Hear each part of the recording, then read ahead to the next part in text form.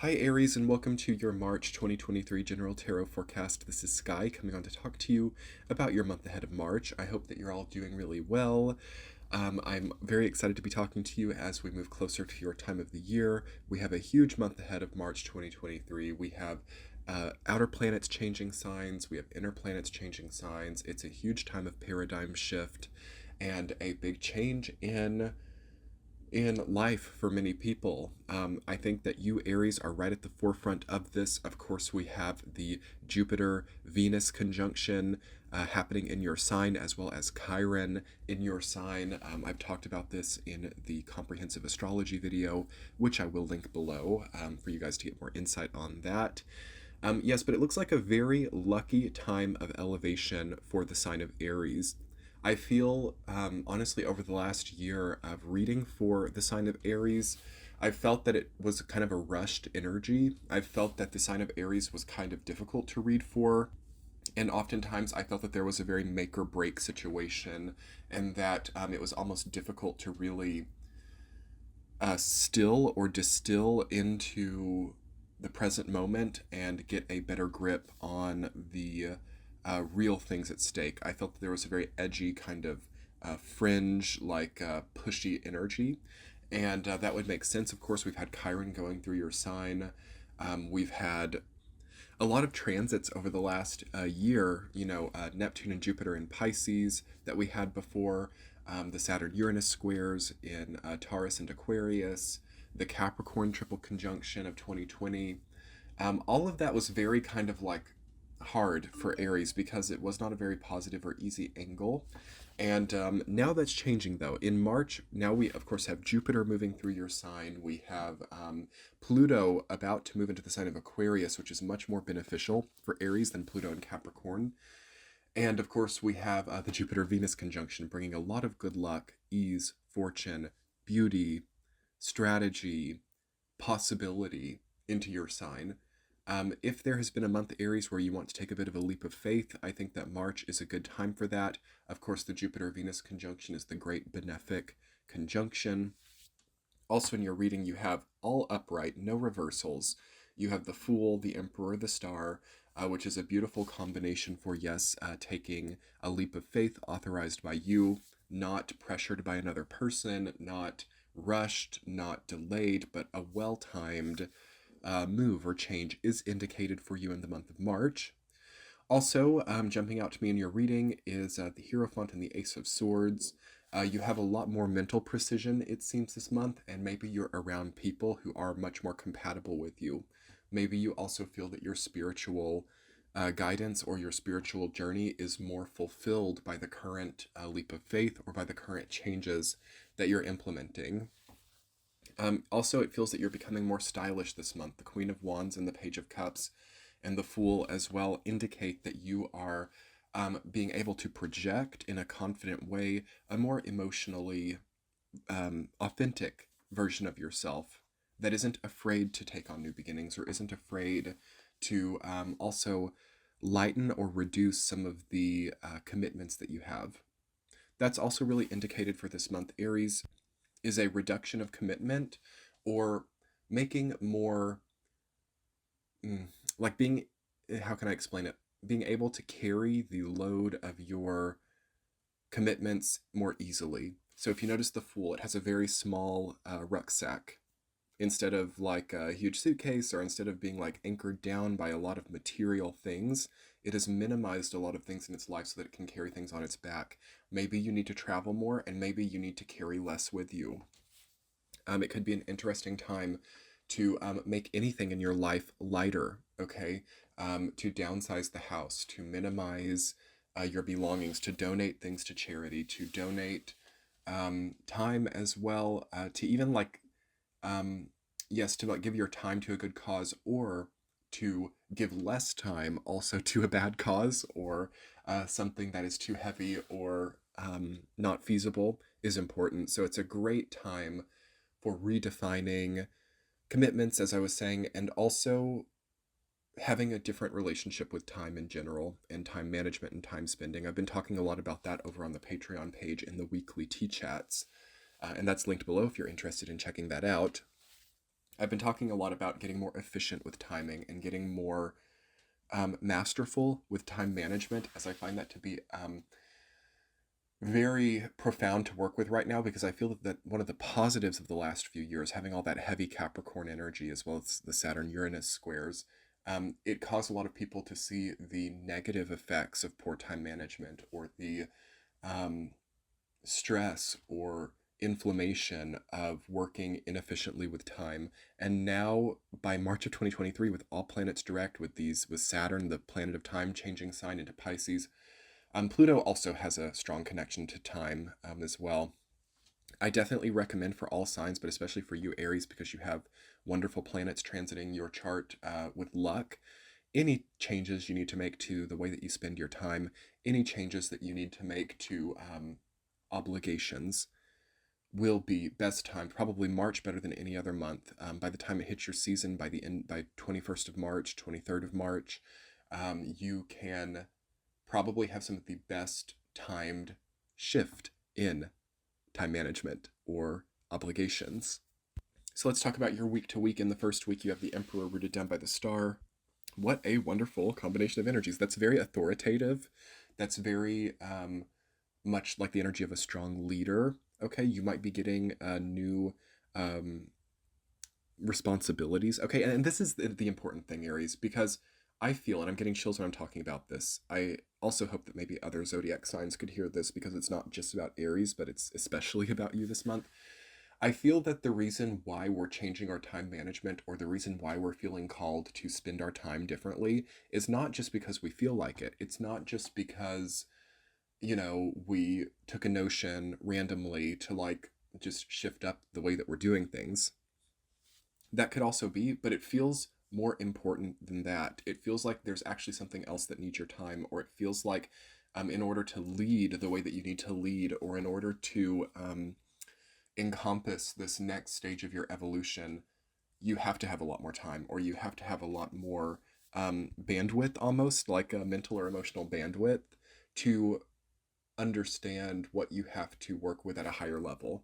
Okay. And if you're using all your bandwidth on things that you don't have to, especially fixing things that aren't broken, or, that mentality that the more hours I work, the more money I make, stuff like that, that is a detraction at this point in time. And it's different for different people, of course. But the Emperor and the Star, first week of March, it's saying that you need to really invest your energy in that which you can control and that which you actually have authority over. So it's also not about trying to take authority over something that you don't control.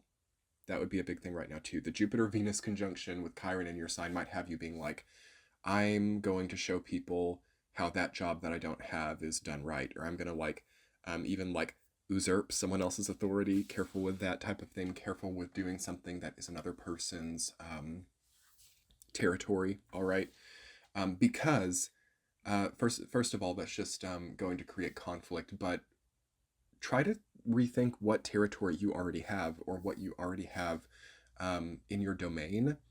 And I think that will maybe be a better place to start, like managing well what you already have, and then kind of signaling to the universe that you are a good manager, or you are a good leader, or a good executive. And then once you manage well what you have, then I think the universe is going to cooperate, maybe, or ask for you to cooperate with it to achieve more expansion. But before then, you want to make sure that the system that you already have legitimate control over is well functioning. Okay, so take a look throughout the month of March at like what you already have, what you already own. Okay, this can be as materially simple as like the property you already own. Is it in okay shape? Is it functional? Is the energy and the chi flowing well? Is there a good feng shui to it? But if it's not about material, it can also be like the way that you flow through your daily routine, like the way that you as a body, as a material person, right, are functioning. So the health. I oftentimes see that in this type of paradigm that we have, especially with Pluto and Saturn changing signs, people are like, I want the authority, or I want to ascend to the next level of control, especially Mars ruled signs like Scorpio and Aries. Also fire signs, Leo and Sagittarius, are definitely like, I want the next thing, I want the next big thing, I want the next, I want to have something new to work with, and something new to show the world or myself how I've evolved.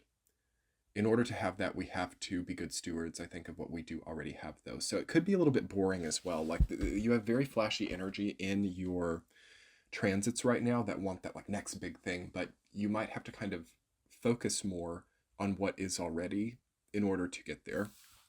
But it's a beautiful energy, and again, the Emperor and the Star in the first week is really good because it gives you luck and natural, viable, authentic understanding of what you already have in your life and how to work with it better. So definitely spend some time perhaps journaling about that and about managing even better what you already have. In the second week, Aries, you have the Ace of Swords rooted down by the Hierophant.